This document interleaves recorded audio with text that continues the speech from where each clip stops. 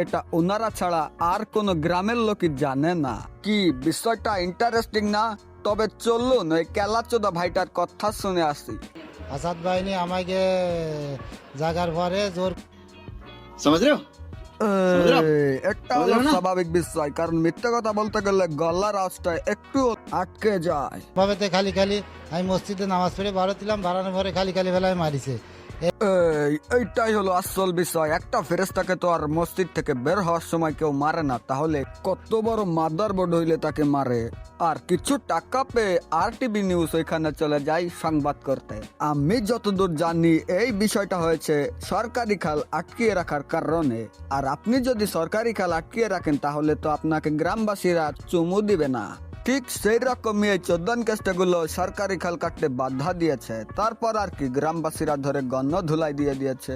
তো আজকের ভিডিও এই পর্যন্ত। আর এই দেশি নিউজ চ্যানেল